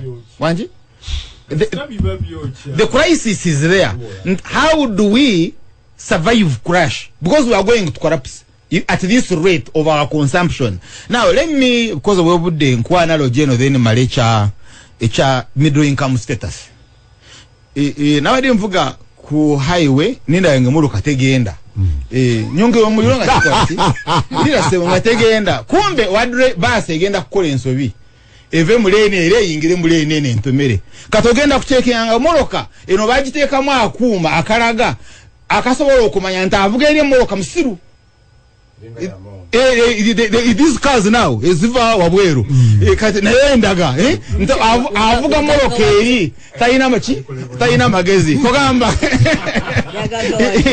isi wabadorozo chavuga Mark 2 kayinza kumenya moroka esobola kumanya boyita kukibaza kibazo tayina magezi era kati ne mukuru Museveni ye reading jakoze eki ye reading jaina aturomena we are now in middle income status ngabantu banywa amazi agakavera chikumi. That is where we are. You see, you need to look at the quality of your people. Gasimbagane Ne Bannamawulire wana ku radio Simba. Je tuva break Charles bio Rwomushana ina byayogera bimulekedde. Ando manyo ntewali yo freedom so ebera tubireka. Mwanga Peter apparently zinawuliriza kondoza 98%. Anze nokusoma n'ensoma zinawuliriza n'ensoma. Kuba nali mu office kati nga nyina time. Mujemu nnyo. Nogana okutambula ekkololo naye n'osigala ng'otudde wali mu office. Nene yakyuka. Kati oba obetagisa ki? Kololo tukuwa audience. Tugenda kuba na session. Actually nawe tugenda mu digital age. Ebintu bitibitugenda kwa tibikyetagisa.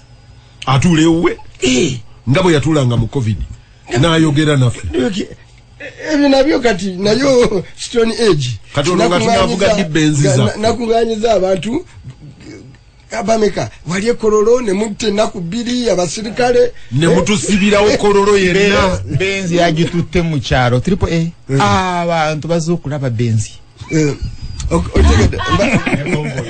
ne triple A ye siyamu ati mbade mwalinya mbade njaga kuganti awonawo of course it's colonial bibala ba America n'ensawo eveyo state of nation do you anyway lo igamba nti jiwe parliament ebyo nabisobera okukyuka so you don't need to do that netu birekenga bibiri ekyala ono chief executive mukozi kibera hambo na kyabugunjufu bwegala bikope boba tugenda kukopa America n'abazungu bibakola nga bafuga ensi tubikope bulungi kiri inconceivable nti prime minister wa UK agenda kugira mu suit mu sati ajo a state of ne musati etali nkube na kikalu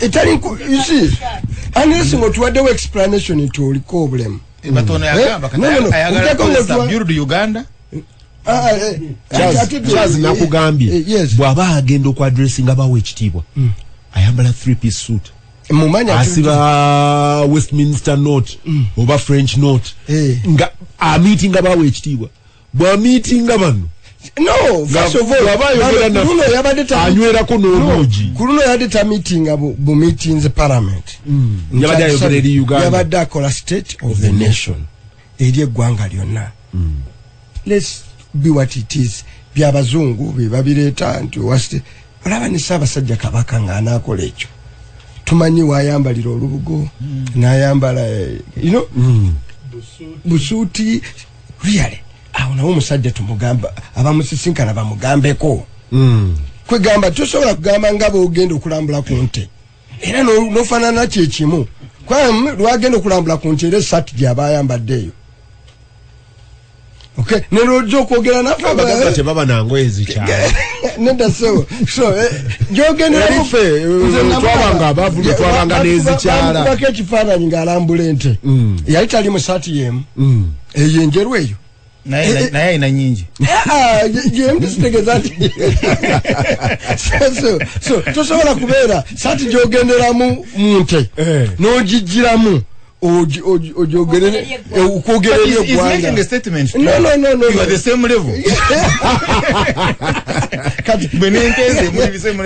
kwegamba tekisoboka Peter buli occasion ndaba kati ono president wa Ukraine olwokuba bali mu lutalo talina walabikira mu suuti alabikira mu t-shirt efaananamu ame lwakuba ensi eri muki mu lutalo naye bamugambako nti agenda kwogera n'abala namulaba ko ngera akyusiza ngazeeyo mu suuti abeere president. Putin mwagala tumwagala baba nayogerako eri Russia, Putin ajjanga president wa Russia. Tuyinza mulaba Putin nga yajjidde mu saati eya bulijjo n'olwekyo takuba t-shirt n'agijjiramu really siragibe awo omukulembeze atusonyiwe baba ayina embeera ey'obulwadde nga ekyo nakyo kitunnyonnyola abakola PRA because at the end of the day at the end of the day waliwo abaana abato abalaba ebintu bino abajjo bitwala for granted ti abantu be bati be baba abakulembeze be bati be baba ate yino okubeeyo ate yino okuba white because naye yina enzikiriza yayo nga boolaba fekerezia waliwo byambali bye bambala specific occasions neebera na kala naye ayina ebibye ati batubuulire nti bwe tuba tulimu lumama fiina nakyo tukitegeera ekikyo batuyagala okugamba lwakyo biti nenze ebisaagala genda nti bw'osaba omulimu eyuke mu palamenti yaayo togendayo na suuti zino za bibo kati ng'eno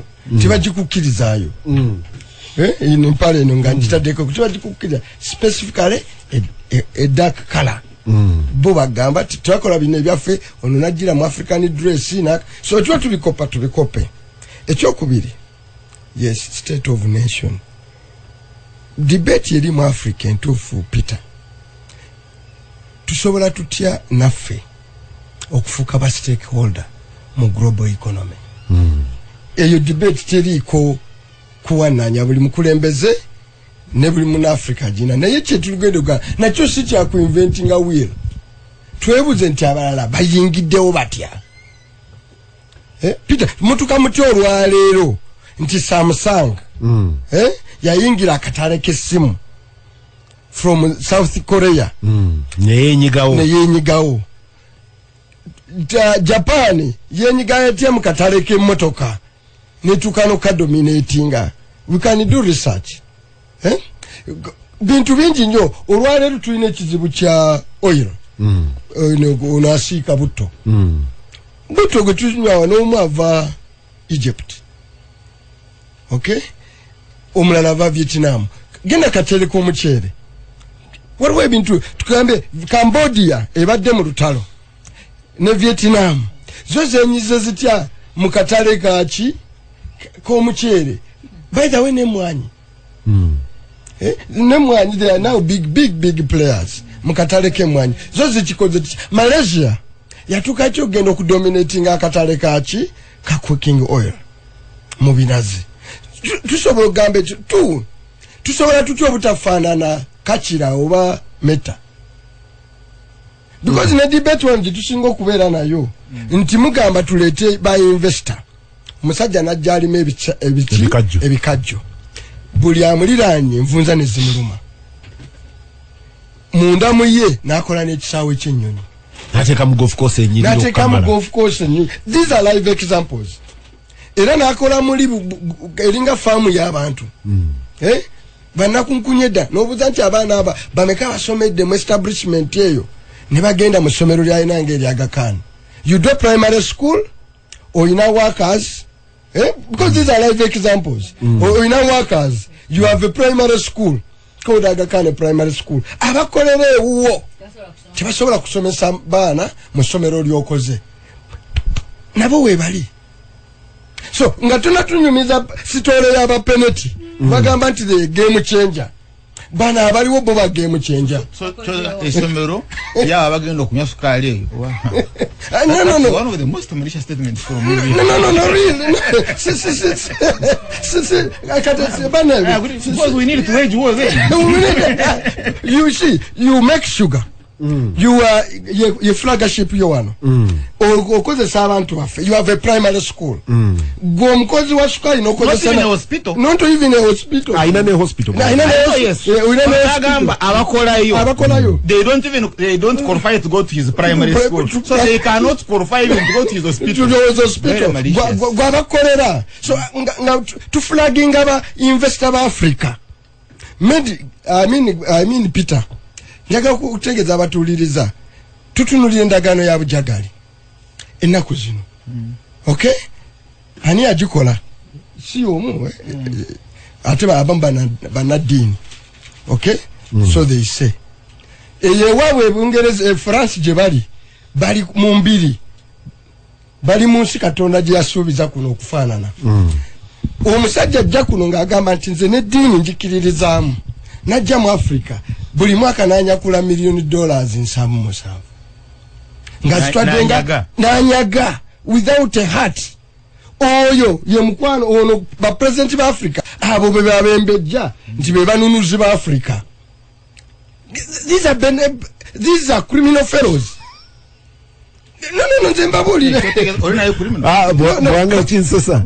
Eriyo kintu James akugambye. Ndisoba mwanga beera fair. Omusajja alina amasomero ga mirundi 3 mu faamu ye. Ayinamu eri abannakunkunyedda, ayinamu eri abamanager, ayinamu n'erirye. Nti akira mmwe ffenna abatuteeka awamu. Nze ngamba lino lyemanje eri abannakunkunyedda. Kibazo kino kye tusekeramu is a little bit more serious. Eno gy'olaba gye bagala twala omwanyi. Mwangu abunzika. Gye bagala twala omwanyi. Gye bagala twala omwanyi. Kulwaki bagunywa is because babasasula bulungi. Wokoma okusasula abakozi bo bulungi. Wokoma okukola akatale. Katona agamba bali babasasule bulungi fe tugende tubakola akatale. Tubakola akatale. Eyo debate president tajoogerako. No jitunno yaganta. So fe olutalo luli mu Africa. Peter. Omu Africa anafuka atya participant mu global economy. Si muzungu anajja atya mu Africa okujifula part of a global economy. Nga naye muzungu yazikyo bagamba nebya Egypt ebimbe tutendereza nti bakube mwanyi ba Egypt. Nedagara they have the best they have the best medicine. Now the question is factory ya muzungu oba ya mu Egypt. Kati president ya Museveni kati Museveni olwalera akolerani. Because that is a big question. Whose agent is he? He's an agent of Madivan, Aga Khan, Bazungu, Peneti. So he's an agent of the agents of Bazungu. Yes. Njagade nkuleka social responsibility nga tugenda Africa. Nzikirize nkunge abakyala bonna bagende bewandiise bagenda kubeerawo okulonda kwa women councils kwewandisa kwatandise jjo ne leero yogera ne covid yerinya so mobilizing abakyala nzina kumanya balwadde gye bali nja kumobilizing abakyala mwenna mugende mwewandiise mu women council Gasimbagane